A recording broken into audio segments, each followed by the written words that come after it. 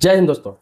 आप किसी के लोन में अगर गारंटर बनते हैं तो इसकी बहुत बड़ी कीमत आपको चुकानी पड़ेगी। लोन में गारंटर बनना सुनने में कितना आसान लगता है कि सिर्फ सिग्नेचर कर दिया, अपना पैन कार्ड दे दिया, बस हो गया, गारंटर बन गए, हमारी कोई जिम्मेवारी नहीं है। अगर कोई लोन लेता है और वो लोन लेके तो अपना काम कर लेता है, लेकिन जो लोन लेता है ना, उससे भी अधिक मुसीबतों का सामना आपको करना पड़ सकता है। ये मैं प्रैक्टिकल बता रहा हूं, मैंने खुद दोस्ती में इन चीजों को झेला। आज से 5 साल पहले मार्च 2021 में मेरा एक फ्रेंड हुआ करता था, मैं उसके होम लोन में गारंटर बन गया। उसने लोन लिया, उस समय अच्छा कमाता था, अच्छा व्यवहार भी था, सभी के साथ ईमानदार इंसान भी था। तो वो जब होम लोन लिया तो उसमें मैं गारंटर बन गया। अपना पैन कार्ड और सिग्नेचर मैंने कर दिया गारंटर के रूप में। अब हुआ क्या कि इन 5 सालों में लगभग 20 के आसपास ईएमआई उसने डिले कर दिया, मतलब समय पे नहीं भरा। कभी 5 दिन लेट, कभी 10 दिन लेट, कभी 15 दिन लेट। अब आपको ये सुन के लग रहा होगा कि क्या हो गया, लेट भरा लेकिन भर तो रहा है, कोई दिक्कत नहीं है।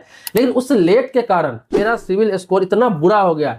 हमेशा मेरा सिविल स्कोर 700 प्लस ही होता था, क्योंकि मैंने लोन ना के बराबर लिया है। अगर लिया भी है तो मैंने उसको टाइम टू टाइम जमा किया है, तो मेरा सिविल स्कोर है ना तो और स्ट्रॉन्ग हो जाता है। लेकिन उसके कारण मेरा सिविल स्कोर ऐसा हो गया कि 600 और 700 के बीच ही हमेशा झूलता रहा। 2-4 बार तो ऐसा हुआ है कि 550 पौने 600 के आसपास आ गया। अब इससे नुकसान क्या होता है? इससे नुकसान ये होता है कि आप भविष्य में कहीं लोन लेने जाते हैं तो आपको लोन नहीं मिलता है, क्योंकि आप गारंटर बन चुके हैं। वो आपके सिविल में दिखता है। किसी भी लोन में अगर आप गारंटर बने हुए हैं तो आपकी डबल जिम्मेदारी होती है। वो आपके लोन में दिखेगा, चाहे फोन पे, पेटीएम, चाहे गूगल पे। सिविल स्कोर का ऑप्शन होता है, उसमें जाके आप देख सकते हैं। तो आपको कभी भविष्य में लोन नहीं मिलता है, आपके सिविल में वो दिखाता है।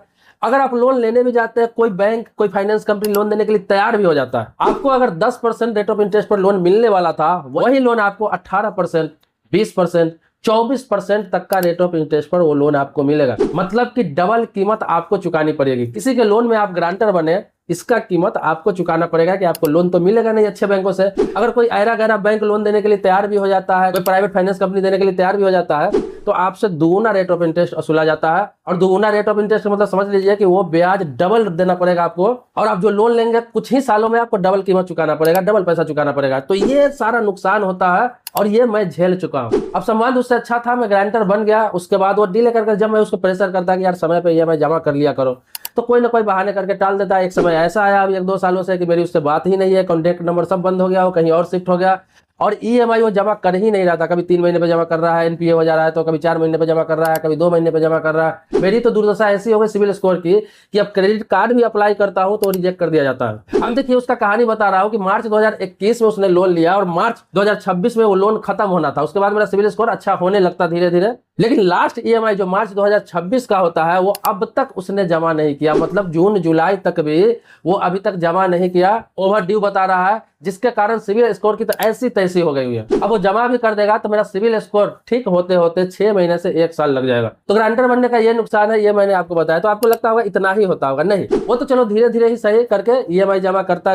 गया, मुझे नुकसान पहुंचाया लेकिन जमा करता गया। लेकिन अगर वो जमा बिल्कुल भी नहीं करता, 2 साल 4 साल 3 साल जमा नहीं करता, 3 महीने के बाद एनपीए हो जाता है लोन, चौथे 5वें महीने में नोटिस दे देता है बैंक, और 8-9 महीने बाद, साल भर बाद क्या होता है कि उसके मकान का ऑक्शन शुरू हो जाता है। तो ऑक्शन ऐसे ही शुरू नहीं हो जाता है, इसमें गारंटर को भी पहले कीमत चुकानी पड़ती है। गारंटर को बहुत प्रेशर होता है कि भाई साहब आपने जिसका लोन में गारंटर बना था वो पैसा नहीं दे रहा है, ये पैसा आपको देना पड़ेगा, ये पैसा आपको वसूलवाना पड़ेगा, आपको इस प्रक्रिया में शामिल होना पड़ेगा। क्योंकि गारंटर आप हो तो इस चीजों के ये भी कीमत चुकाना पड़ता है कि इसमें आप भी पार्टी बन जाते हैं। अगर कोर्ट में बैंक या फाइनेंस कंपनी केस करके वहां से ऑर्डर पारित करवाता है मकान को ऑक्शन करने का या फिर कब्जा करने का, नीलामी करने का, उसमें पार्टी आप भी होते हैं। इस चीज को समझ लीजिए, मतलब वो केस आप पर भी होता है। अब क्या होता है कि उसका प्रॉपर्टी ऑक्शन हो गया, या फिर चलिए होम लोन नहीं था, पर्सनल लोन था, बिजनेस लोन था जिसमें कोई प्रॉपर्टी नहीं था, तो क्या होगा, डिफॉल्टर घोषित हो जाएगा। वो पैसा नहीं देगा, भगोड़ा घोषित हो जाएगा, डिफॉल्टर घोषित हो जाएगा।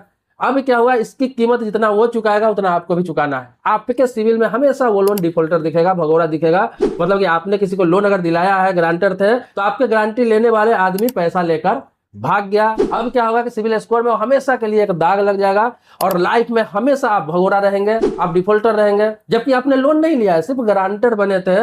और जीवन में कोई भी बैंक दोबारा आपको लोन नहीं देगा, चाहे वो 500 रुपए का लोन क्यों ना हो। आपको नहीं देगा। यहां तक कि बाइक कार तक फाइनेंस आप नहीं करा सकते। तो ये सब कीमत चुकाना पड़ता है। तो कभी भी किसी से अगर दोस्ती हो, रिश्तेदारी हो, अपना हो, कितना भी क्लोज हो, अगर कोई बोले कि लोन में मेरा गारंटर आप बन जाओ, अरे फॉर्म में कुछ नहीं साइन करना है, पैन कार्ड का जीरोक्स देना है या फिर पैन नंबर आपका अटैच कर देना है, कुछ नहीं होता है गारंटर बन जाना। आपको आसान लगता है उस समय, लेकिन कभी भी बहुत सोच समझ के गारंटर बने। जिस समय आपकी दोस्ती है उस समय संबंध अच्छा है। अब वो लोन होता है 5 साल 10 साल 7 साल का लोन होता है, जरूरी नहीं कि 5 साल उससे संबंध अच्छा हो सकता है अभी व्यवहार उसका अच्छा है, 1 साल बाद व्यवहार बदल जाए, हो सकता है अभी स्थिति अच्छी हो, सही से ईएमआई भर ले रहा है, हो सकता है 2 साल बाद उसकी स्थिति खराब हो जाए, न भर पाया। खराब होने का मतलब देखिए, परिस्थिति से खराब होता है तो इंसान 1 महीने 2 महीने 3 महीने डिले करता है, एक बार होता है 2 बार होता है। लेकिन बहुत सारे ऐसे लोग होते हैं, जैसे मेरे मामले में है, जिसको मैंने लोन दिलाया था, जो मेरा फ्रेंड था, वो गलत संगति में पड़ गया। वो इस लोन के अलावा भी 4-5 लोन और ले चुका है, किसी और को गारंटर बना के। कोई लोन उसका दुकान पे चल रहा है, कोई मकान पे चल रहा है, कोई पर्सनल लोन चल रहा है, कोई गाड़ी पे लोन चल रहा है, कोई किसी ऐसे जानने वालों से लोन ले चुका है। ऐसे कर करके उसने बहुत तो लोन ले लिया और किसी को लोन दे नहीं पा रहा है। जिस समय मुझसे दोस्ती थी उस समय स्थिति अच्छी थी, दिखने में अच्छी थी, अंदरूनी क्या था पता नहीं मुझे। मेरा कोई पुराना दोस्त नहीं था, ऐसे ही जान पहचान हुई थी, 1 साल की दोस्ती थी, मुझे अच्छा लगा बंदा, मैं गारंटर बन गया। 1 साल में कम से कम 5-7 बार मिले होंगे हम, और मैंने भरोसा करके उसका गारंटर बन गया। आज मुझे कीमत चुकानी पड़ रही। बाद में मुझे पता चला कि ये बंदा तो बेकार है, इसका ट्रैक रिकॉर्ड पहले से भी खराब रहा है। तो किसी से आपकी दोस्ती हो जाए ना, भले ही 5 साल की दोस्ती हो, 10 साल की दोस्ती हो, भरोसा मत करिए। बंदा कैसा है अंदर से आप नहीं जानते हैं, और उस चीज की कीमत आपको चुकानी पड़ेगी। आपका जिंदगी नर्क हो जाएगा, हमेशा टेंशन में जीते रहेंगे। लोन वो ले रखा होगा, जब आपके सिविल पर चोट होगा आपको टेंशन होगा, कभी डिफॉल्टर घोषित हो गया आपको टेंशन होगा, लोन नहीं हो जमा कर पाए आपको टेंशन होगा, क्योंकि आपको भी बैंक पोक करता रहेगा, आपको भी टेंशन देता रहेगा। अगर 4 महीने 5 महीने ईएमआई नहीं दिया तो आपके पास भी नोटिस आएगा। अगर उसका मकान ऑक्शन हो रहा है या फिर किसी प्रकार की उस पर कार्रवाई हो रही है, किसी प्रकार का संपत्ति मॉर्गेज नहीं रखा हुआ है, लीगल एक्शन लिया जा रहा है, तो आपकी भी गवाही कोर्ट में होगी, क्योंकि आप गारंटर हो। तो दोस्त हो, रिश्तेदार हो, कोई भी जानने वाला, मैं ये नहीं कह रहा कि गारंटर नहीं बनना चाहिए। क्यों नहीं बनना चाहिए? बनिए। आपको अगर भरोसा है तो बनिए, लेकिन बहुत सोच समझ के बनिए। आपको अगर पूर्ण गारंटी है कि ये बंदा गलत नहीं कर सकता है, ये व्यक्ति लोन लेके नहीं भाग सकता है, समय पे ईएमआई जमा करेगा। अब जिस समय किसी के गारंटर बनते हैं उसकी बिजनेस चल रही होती है, अच्छी स्थिति में रहता है, जॉब रहता है, हो सकता है, जरूरी नहीं कि बुरे परिस्थिति की वजह से। बहुत लोग जानबूझ के भी ईएमआई नहीं भरते, उसके खर्चे देखेंगे आप, अय्यासियां देखेंगे, बेमतलब का देखेंगे, गैजेट वगैरह खरीदता रहेगा, कोई कमी नहीं होती है, सिर्फ ईएमआई भरने के लिए उसके पास पैसे नहीं होते। बहुत सारे लोग ऐसे होते हैं कि आप जो गारंटर बने उसके अलावा 3-4 लोन ले रखे होते हैं, इसमें भी वो सही समय पर ईएमआई नहीं भर पाते हैं, और उसके साथ साथ आप भी डिफॉल्टर घोषित हो जाते हैं। तो मैं ये प्रैक्टिकल झेल चुका हूं। मैं आपको ये आगाह करना चाहता हूं कि गारंटर बनना इतना आसान नहीं है, सिर्फ शब्दों का खेल नहीं है, सिर्फ एक सिग्नेचर से गारंटर नहीं होता है। गारंटर होता है कि उस लोन की गारंटी आपने ली है और आप डबल जिम्मेदार होते हैं। एक लोन लिया हुआ है वो तो है ही, दूसरा क्या है कि वसूल कराने की जिम्मेदारी भी आपकी होती है, क्योंकि आपने गारंटी लिया है ना, आपने दिलवाया ना। गारंटी का मतलब कि आप गारंटी लिए है, आप उसको पैसा दिलवा रहे हैं ना। वो अगर भाग भी जाता है तो आपको बैंक पकड़ेगा, आपका सिविल स्कोर खराब करेगा, आपको डिफॉल्टर घोषित करेगा, आप पर कानूनी कार्रवाई होगी। ये वीडियो देख के आप समझ गए होंगे कि किसका गारंटर बनना चाहिए, किसका नहीं बनना चाहिए, बनना चाहिए या नहीं बनना चाहिए, ये तय आपको करना है। बाकी मैं समय समय पर आपको अवेयर करता रहता हूँ, जागरूक करता रहता हूँ, ताकि किसी के साथ कोई ऐसा गेम ना हो और आपको जानकारी न रहे, कोई आपको ऐसे मामलों में फंसा दे। सब्सक्राइबर नहीं है तो चैनल को सब्सक्राइब करिए, सब्सक्राइबर है तो इसके लिए आभारी हूँ आपका। इसी प्रकार से नई नई जानकारी अपडेट आपको देता रहूंगा। मिलते हैं नेक्स्ट वीडियो में एक नए टॉपिक के साथ, तब तक के लिए शुक्रिया, धन्यवाद, जय हिंद दोस्तों।